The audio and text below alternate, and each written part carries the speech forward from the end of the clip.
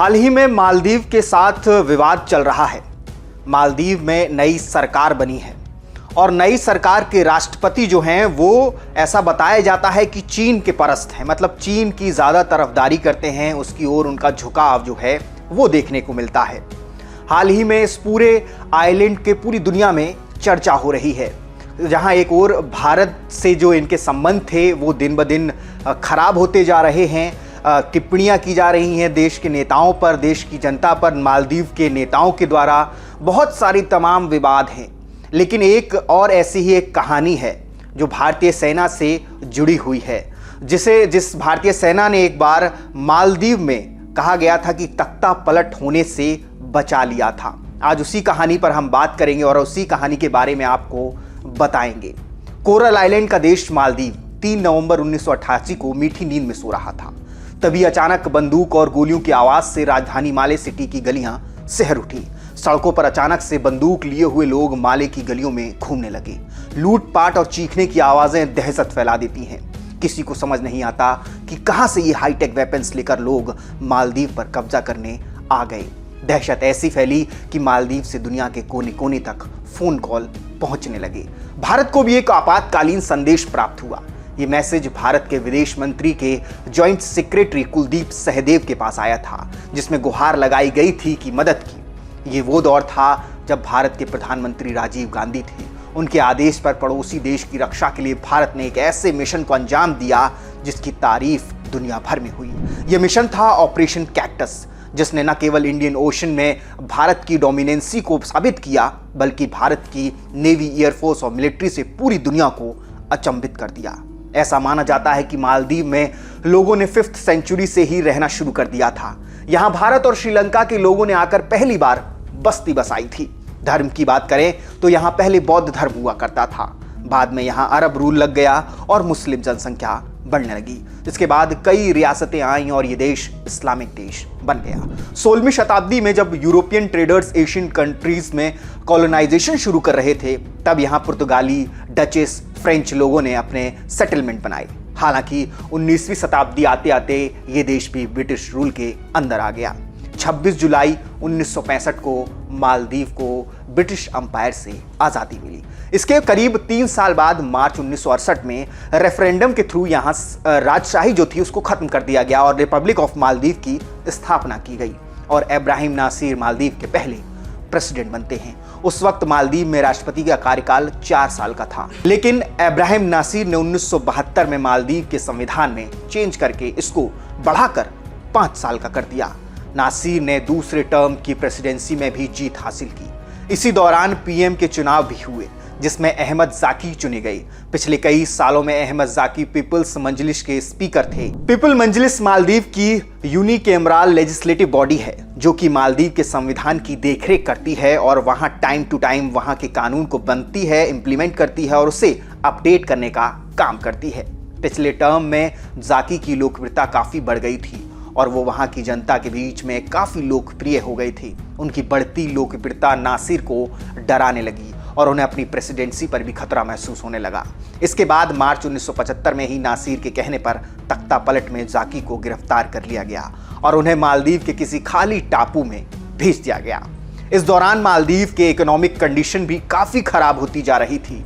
फिर 1976 में जब श्रीलंका के मार्केट में मालदीव की ड्राई फिश एक्सपोर्ट का बिजनेस गिरा हुआ, तब वहां की सिचुएशन और भी ज्यादा बद से बदतर हो गई। पब्लिक एंड अपोजिशन पार्टी पूरे देश में नासिर के खिलाफ विरोध करने लगे। देश की बिगड़ती हालत देखकर नासिर सिचुएशन बेहतर करने की बजाय 1978 में मालदीव से $1 मिलियन लेकर सिंगापुर भाग गया। रिपोर्ट्स की माने तो कहा जाता है कि वो $1 मिलियन पैसा स्टेट ट्रेजरी से निकाल कर भाग गया था।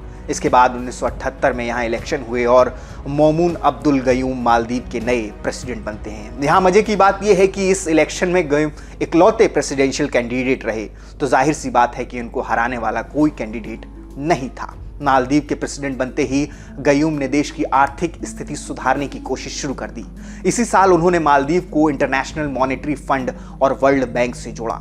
देश में टूरिज्म को बढ़ावा दिया। आज मालदीव टूरिस्ट के बीच इतना पॉपुलर है, इसकी नींव गयूम ने ही रखी थी। उनकी कोशिशों से मालदीव में हालात बदलने लगे। फिर भी कुछ लोगों को गयूम की प्रेसिडेंसी खलने लगी थी। इसी वक्त 1980 में नासिर और उसके सपोर्टर्स ने मिलकर गयूम गवर्नमेंट के खिलाफ तख्ता पलट किया, जो कि फेल साबित हुआ। इसके बाद फिर से 1983 में इसे दोबारा किया गया, लेकिन इस बार भी गयूम की सरकार बच गई। उनकी बढ़ती लोकप्रियता उनके विरोधियों को खलती जा रही थी। 2 बार जब वो तख्ता पलट में फेल हो गए, तब उन्होंने फाइनली 5 साल बाद 1988 में तीसरी बार काफी बड़े लेवल पर तख्ता पलट करने की कोशिश की, जिसमें उन्हें फुल सक्सेस मिलने ही वाली थी। लेकिन तभी इंडियन आर्मी ने यहां आकर पूरा पासा पलट दिया।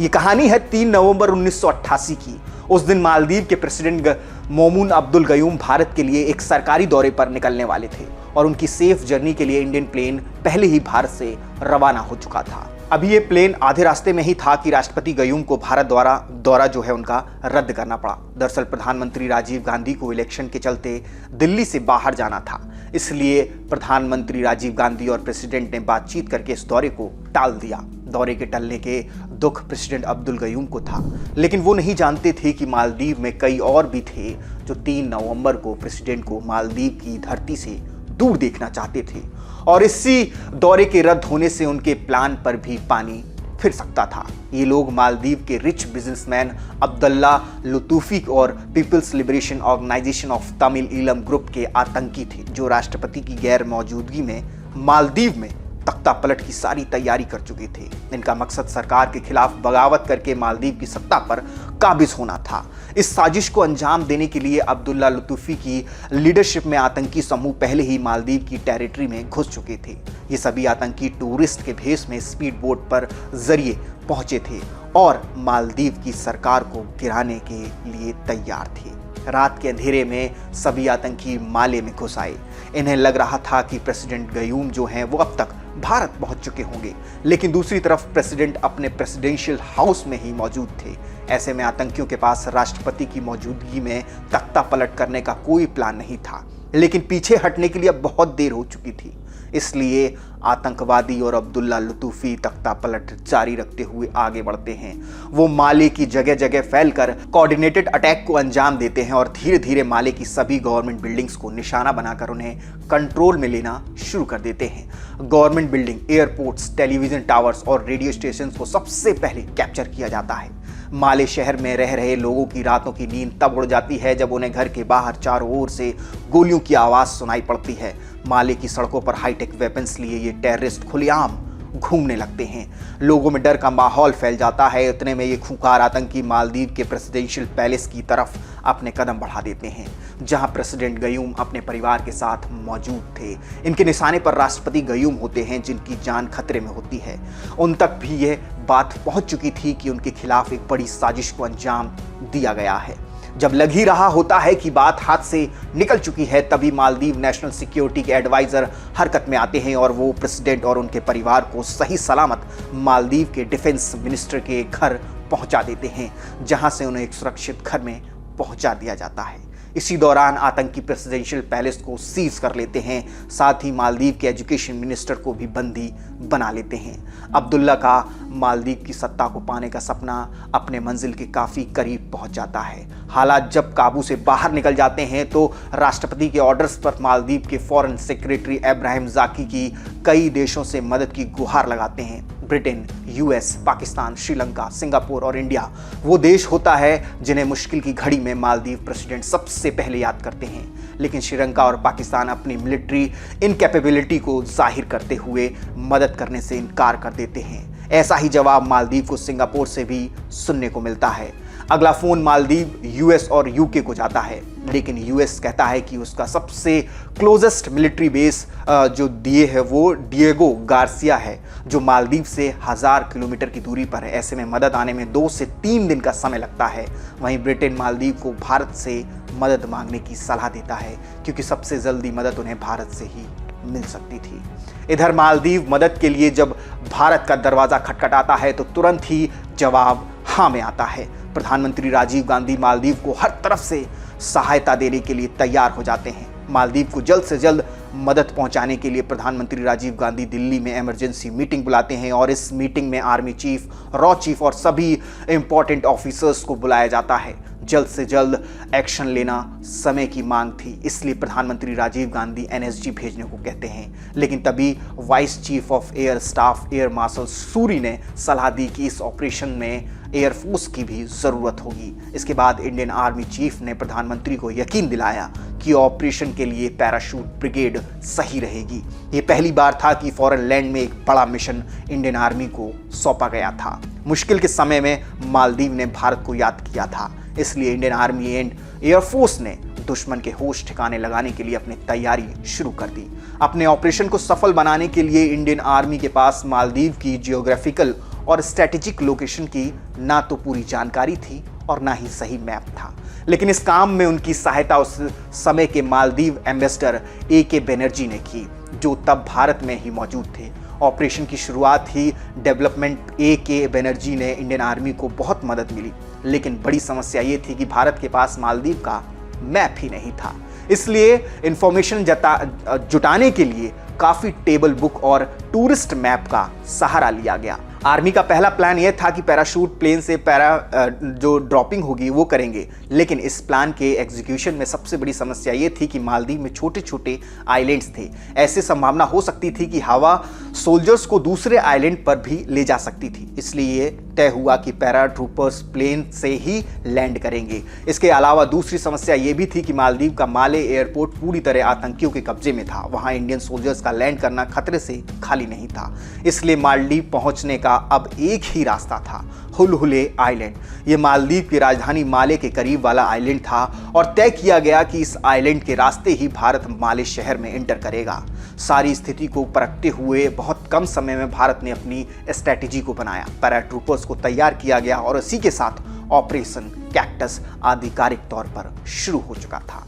मुश्किल की घड़ी में देश को छोड़कर भाग खड़े होने वाला ये राष्ट्रपति अभी भी मालदीव पर कब्जे का तक ख्वाब देख रहा था और अपने इसी सपने को साकार करने के लिए इब्राहिम नासिर ने मदद ली मालदीव के रिच बिजनेसमैन और अपने पुराने दोस्त अब्दुल्ला लतूफ़ी की, जिन्होंने मिलकर 1988 के तख्तापलट की पूरी साजिश रच डाली थी।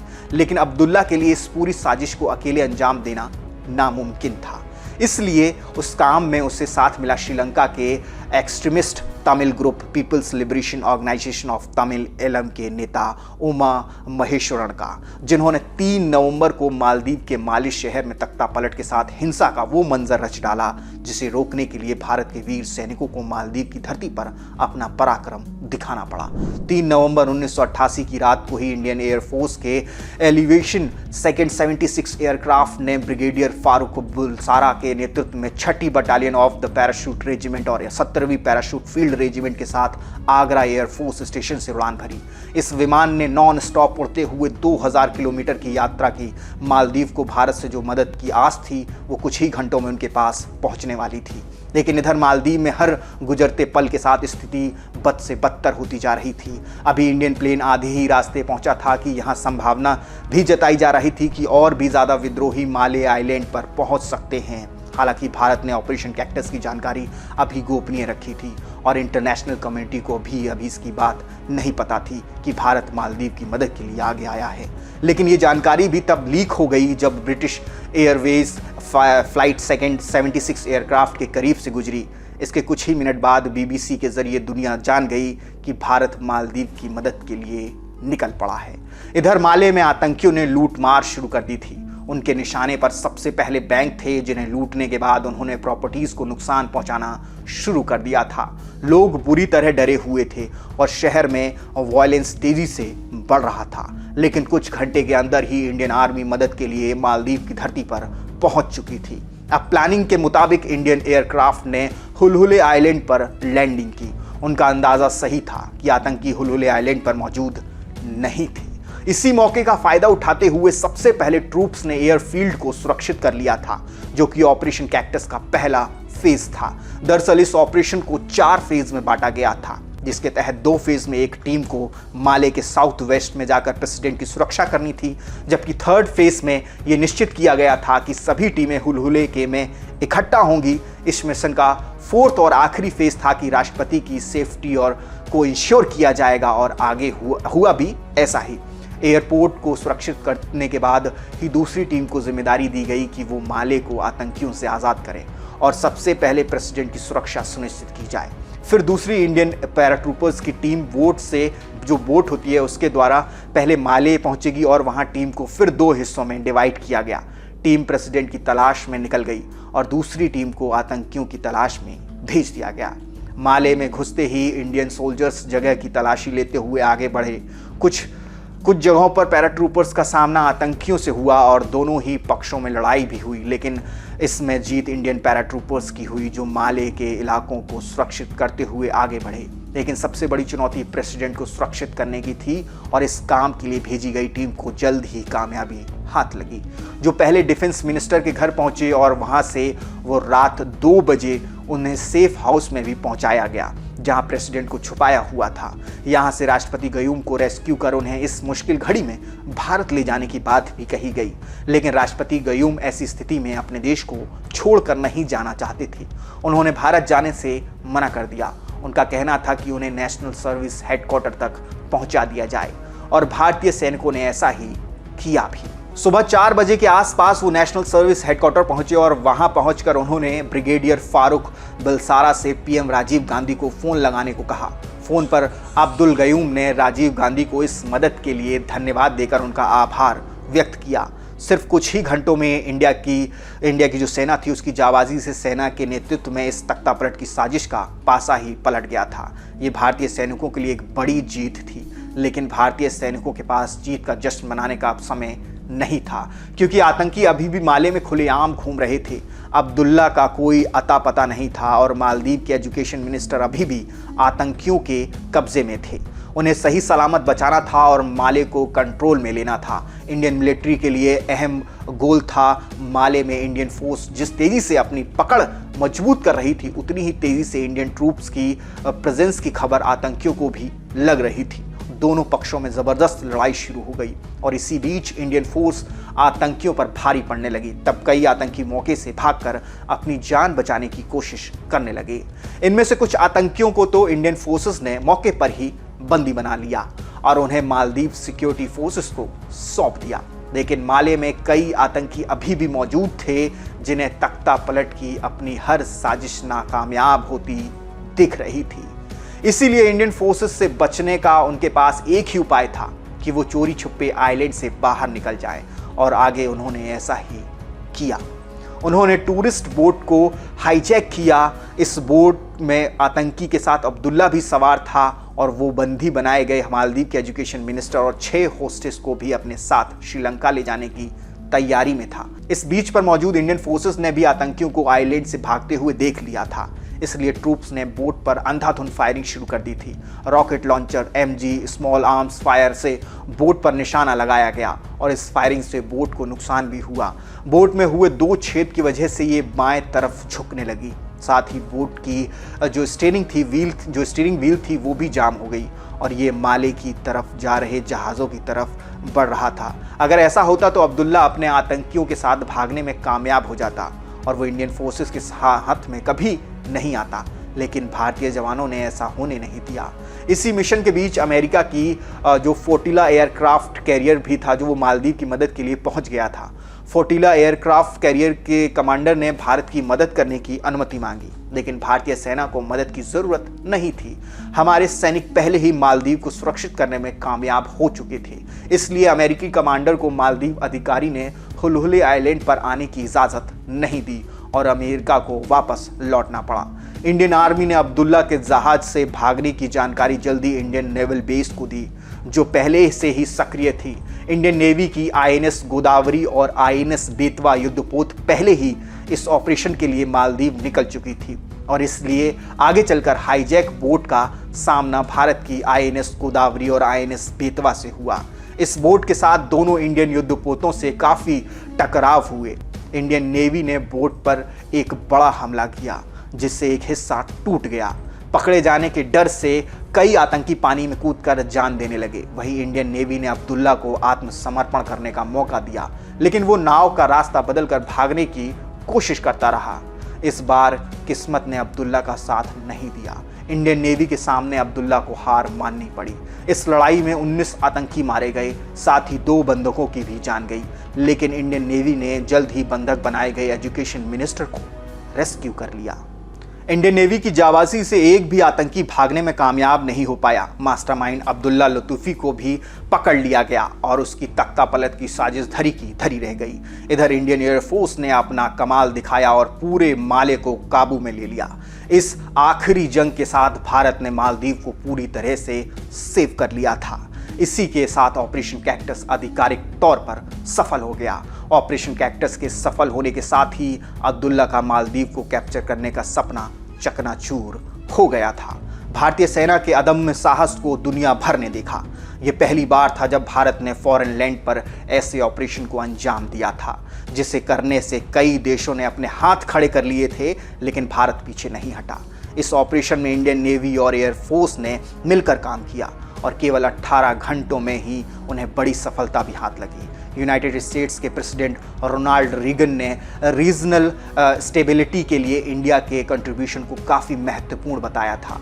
वहीं ब्रिटिश की प्राइम मिनिस्टर जो Margaret Thatcher thank God for India भी कहा था उन्होंने। एक तरफ जहां इंटरनेशनल लेवल पर भारत और हमारी सेना को सराहा गया, वहीं साउथ एशिया में श्रीलंका ने भारत के इस कदम को गलत कहते हुए इसकी काफ़ी आलोचना भी की थी। भारत के मिलिट्री सपोर्ट के बाद मालदीव में राष्ट्रपति और अब्दुल्ला को इस राजनीतिक साजिश के लिए फांसी की सजा सुनाई गई, लेकिन बाद में इस फांसी की सजा को बदलकर गयूम ने मृत्यु की सजा को उम्र कैद में बदल दिया था।